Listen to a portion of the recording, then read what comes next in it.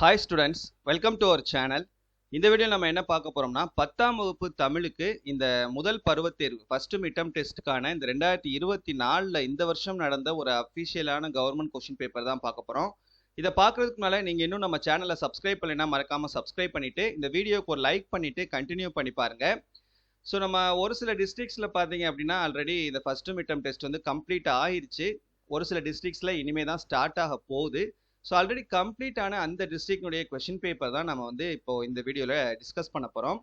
இப்போ இந்த கொஷின் பேப்பரை பார்க்குறதுக்கு முன்னால் இப்போ இதில் நம்ம ஆல்ரெடி நம்மளுடைய சேனலில் 10th தமிழுக்கு முக்கியமான வினாக்கள் எது எது அப்படின்னு சொல்லிட்டு போட்டிருக்கோம். இந்த ஃபர்ஸ்ட் மிட்டம் டெஸ்ட்டுக்கான போர்ஷனில் இருக்கக்கூடிய முக்கியமான வினாக்கள் குறுவினா, சிறுவினா, நெடுவினாவில் எதெல்லாம் முக்கியமானது, எதெல்லாம் நீங்கள் வந்து படிக்கணும் அப்படின்னு சொல்லிட்டு நம்ம வீடியோ வந்து ஒன்று போட்டிருக்கோம். ஸோ அந்த வீடியோ இன்னும் நீங்கள் போய் பார்க்கலன்னா மறக்காமல் போய் பார்த்துக்குருங்க.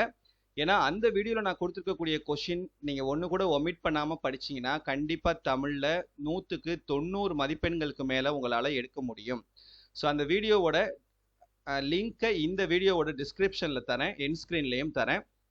அப்படி இல்லைன்னா நீங்கள் யூடியூப் சர்ச்சில் போயிட்டு 10th Tamil first midterm important question கல்வி டியூப் அப்படின்னு நீங்கள் டைப் பண்ணால் போதும். அதில் உங்களுக்கு ஆட்டோமேட்டிக்காக அந்த சர்ச் ரிசல்ட்டில் உங்களுக்கு வரும். அதில் கூட நீங்கள் போய் என்ன பண்ணிக்கலாம், பார்த்துக்கலாம். சரியா?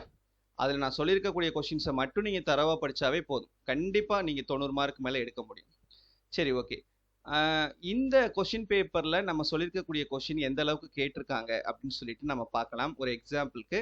ஸோ அது மூலமாக நமக்கு எந்த அளவுக்கு கொஷின்ஸ் வந்து வர்றதுக்கான வாய்ப்புகள் இருக்குது அப்படின்னு சொல்லிட்டு உங்களுக்கு ஒரு ஐடியா கிடைக்கும். ஓகேவா?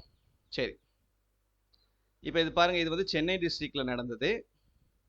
இந்த ஃபர்ஸ்ட் குறுவினாவில் எதெல்லாம் நமக்கு கேட்டிருக்காங்க அப்படின்னு சொல்லிட்டு பாருங்க.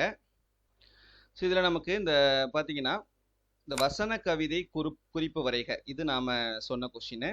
அதுக்கப்புறம் மண்ணும் சிலம்பே மணிமே கலை வடிவே, இந்த கொஷின் வந்து நம்ம சொன்ன கொஷின். இதில் பார்த்தீங்கன்னா 2 கொஷின் நம்ம சொன்ன கொஷின் வந்திருக்குது. இது போக நமக்கு இந்த மொழிப்பயிற்சியிலேருந்து இந்த இது கேட்டிருக்காங்க, விடைகளுக்கு ஏற்ற வினாக்கள் எழுதுக.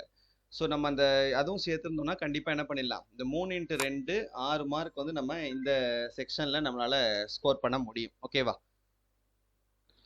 அதுக்கப்புறம் இந்த 2 மார்க் கேள்வி பார்த்தீங்கன்னா எல்லாமே உங்களுக்கு மொழிப்பயிற்சி வினாக்களாக தான் கேட்டிருக்காங்க. ஸோ அந்த மொழிப்பயிற்சி வினாக்கள் எல்லாமே பார்த்துக்கோங்க. அடுத்து இந்த உங்களுக்கு சிறுவினாவில் பாருங்கள்.